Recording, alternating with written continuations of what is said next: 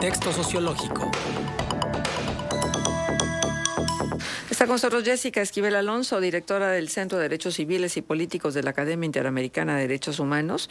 Con ella, escuchamos conversar sobre la educación jurídica en derechos humanos como instrumento de combate a la impunidad. Muchas gracias, Jessica, por estar con nosotros en este espacio de contextos. Manuel Cerrato y una servidora, Marcela Pama, les saludamos. Muchísimas gracias, Marcela, Manuel, es un gusto estar con ustedes. Gracias. Jessica, ¿por qué es importante la educación jurídica? Y cuando se habla de educación jurídica, ¿cuál es la dimensión del concepto? ¿De qué se habla? Sí, bueno, cuando hablamos de educación jurídica, estamos hablando de poder tener las herramientas necesarias para dotar al alumnado de elementos, no solamente de conocimientos, sino también de formación, y poder educarlos de tal manera que sean actores que incidan de manera positiva en la sociedad.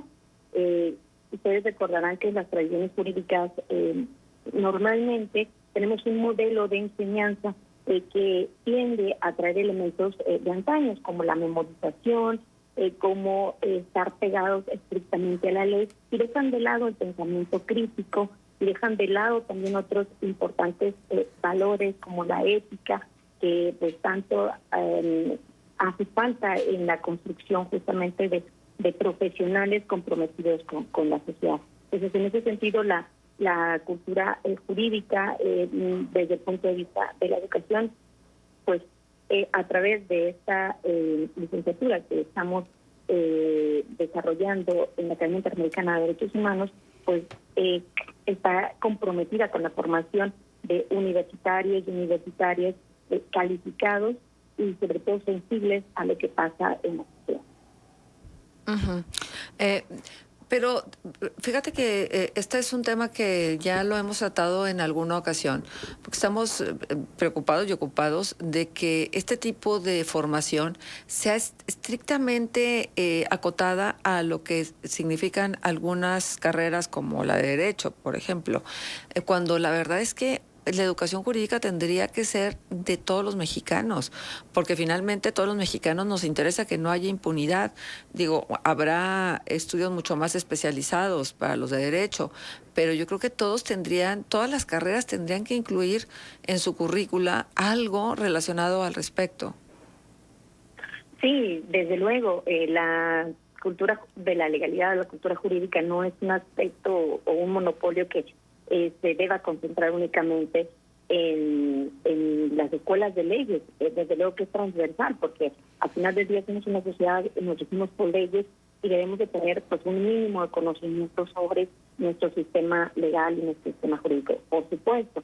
Pero creo que desde luego tiene un mayor protagonismo aquellas personas que se dedican precisamente a la profesionalización de esta materia. ¿Por qué? Porque, bueno, si vamos un poquito cómo estos actores pueden incidir precisamente con el tema que señalabas, con el tema de la impunidad. La impunidad significa la ausencia de castigo, ¿sí? Entonces, normalmente vivimos en una sociedad en donde la impunidad es una situación permanente, y lo vemos a través de problemas muy puntuales como las ejecuciones extrajudiciales, los actos de tortura, la desaparición forzada de personas que son lamentablemente pues titulares de manera cotidiana. Entonces, esta sensación de impunidad genera desde luego un malestar social, y no es gratuito. Desde luego los casos de violaciones de derechos humanos pues son terribles, y esta sensación pues nosotros la podemos ver o la podemos identificar a través de tres dimensiones, ¿no? Por ejemplo, impunidad cuando las víctimas y la sociedad no alcanzan a conocer la verdad sobre la extensión y las razones de los abusos que han sufrido, que precisamente es por no tener esta mínima formación de lo que está pasando. En segundo lugar, para las violaciones de derechos humanos no sean impunes, las víctimas deben de recibir estas reparaciones, ¿no? Saber cómo acudir ante las instancias, y al mismo tiempo cómo resarcir o cómo ver reparados sus violaciones. Y finalmente también con la impunidad debe tomarse pues todas las medidas de prevención para que no se repitan estos violaciones, lo que significa que se debe de construir y hacer respetar el andamiaje legal, las garantías que amparan a los individuos y, bueno, tener todas estas condiciones, conocerlas y poder desplegar pues las acciones legales y, en consecuencia, también las políticas públicas que a la postre vienen sobre estos temas, pues para tratar de construir o hacer frente a esta sensación o a estas condiciones de impunidad. Ujú. Ya, claro. Ahora, desde lo que significa la impunidad, el hecho de tú tener unos ciertos conocimientos, sobre todo quienes se están preparando para defender a las personas o para llevar los casos desde el punto de vista jurídico, ¿cómo favorecería este acotamiento de algo que está tan arraigado y que pareciera imposible de quitar de nuestro sistema de justicia? Sí, bueno, es un tema complejo, pero desde luego creo que la apuesta es a través del enfoque y el estudio de los derechos humanos, que es muy amplio porque implica tener un enfoque que aglutina varias perspectivas de inclusión, perspectivas de género, perspectivas de situaciones de grupos en desventajas.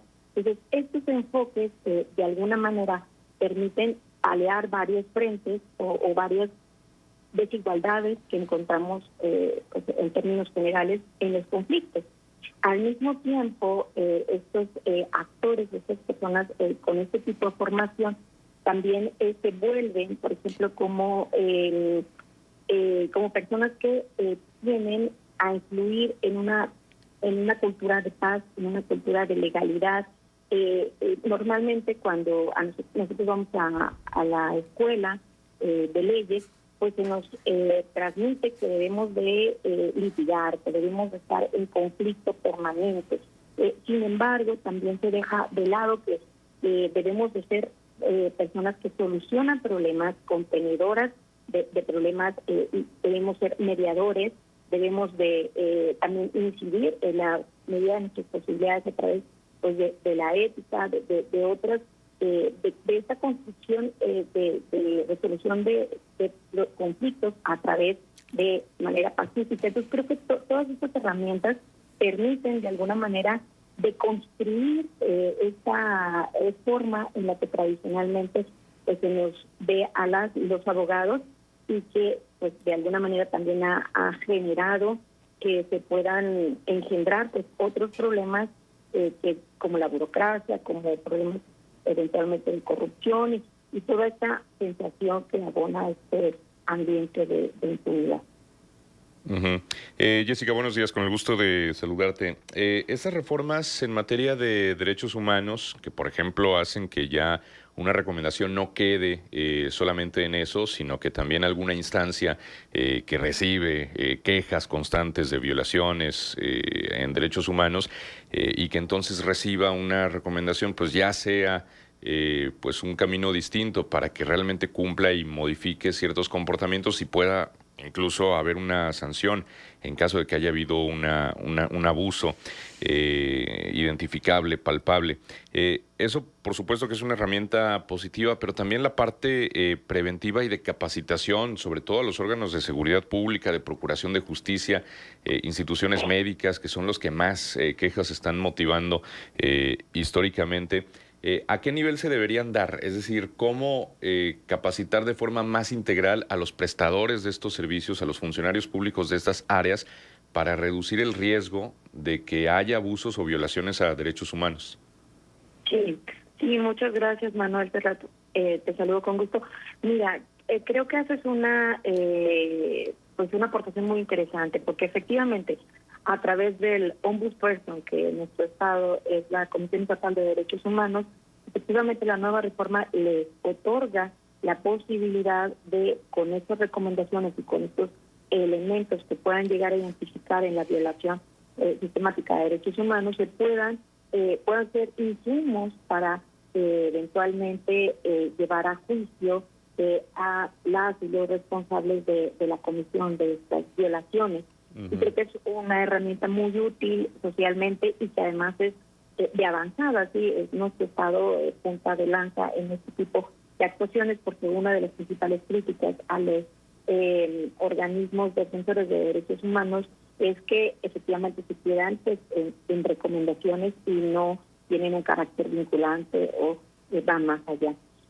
Pero el ámbito pues o el espectro es muy amplio, ¿no?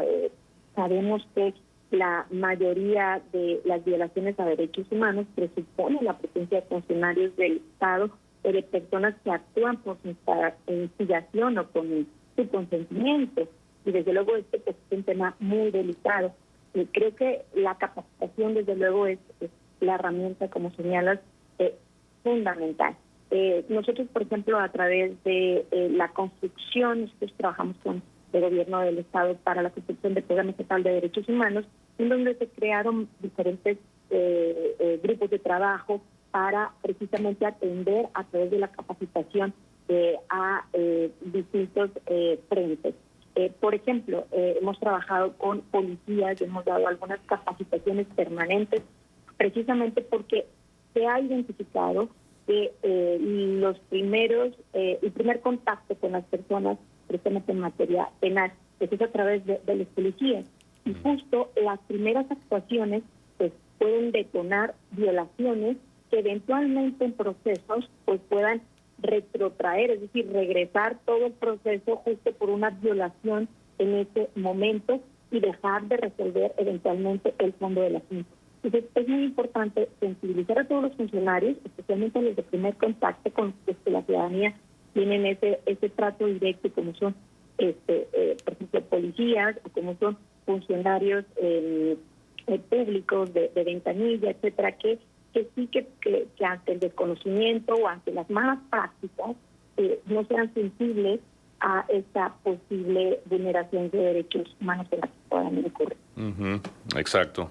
Sí, totalmente. Y muy clara la exposición y la explicación, Jessica. Ahora también, ahora en esta situación de desabasto de agua y de que muchos sectores están batallando, de que no reciben el líquido y hay muchas inconformidades a los organismos operadores de agua, en el entendido de que el acceso al agua potable es un derecho humano, pues se han estado promoviendo juicios de amparo para obligar a la autoridad a que dote a la ciudadanía del agua, insisto, entendido como un derecho humano, el acceso a la misma. En ese sentido, es una herramienta que mucha gente desconoce que se puede.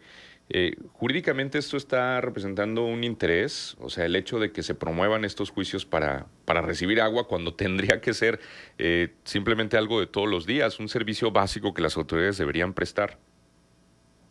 Sí, híjole, sí, también este es un tema pues muy complejo, porque ciertamente el derecho al agua pues es como lo acabas de señalar, un elemento indispensable, ¿no? Para la vida, para la higiene, para subsistir.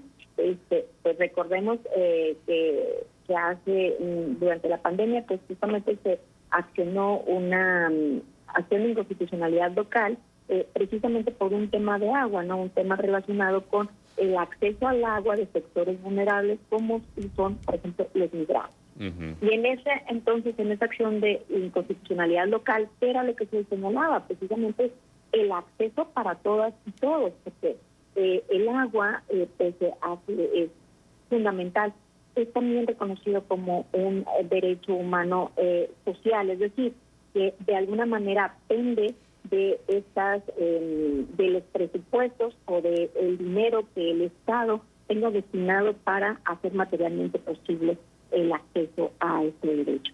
Entonces, ¿por qué nosotros pagamos el agua? Porque tenemos que dar algo cuando pues debería de ser gratuita, ¿no? Justo porque la necesitamos para vivir. Y en esta acción de inconstitucionalidad local, el tema tenía que ver con el acceso al agua de los migrantes, es ser ciudadanos y de no, de alguna manera, pues no pagaban el líquido.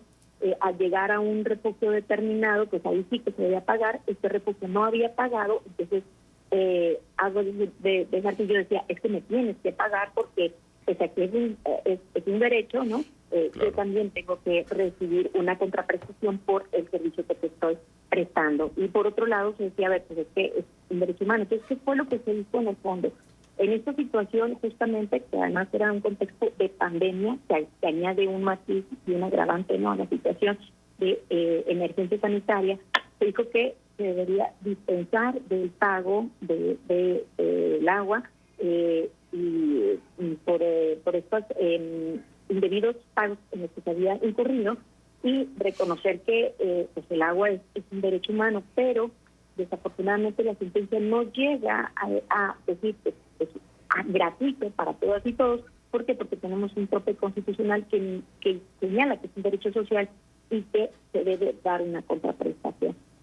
Entendemos que al vivir en una sociedad muy desigual, pues desafortunadamente se tiene que poner un mínimo, aunque sea poco, para poder garantizarlo, pero desde luego lo ideal sería trabajar y construir para tener un piso mínimo de derechos, como es el derecho al agua, desde luego el derecho a la alimentación, el derecho a la vivienda, que son pues desde luego elementos indispensables para la supervivencia de todas y todos. Muy bien. Pues muchas gracias, Jessica, por estar con nosotros y por traernos el tema. Al contrario, muchísimas gracias por la invitación. Buen día. Hasta Gracias, luego. Jessica igualmente, Esquivel Jessica. Alonso, directora del Centro de Derechos Civiles y Políticos de la Academia Interamericana de Derechos Humanos, fue quien usted escuchó. Vamos a ir a la pausa comercial, regresamos enseguida. Contextos.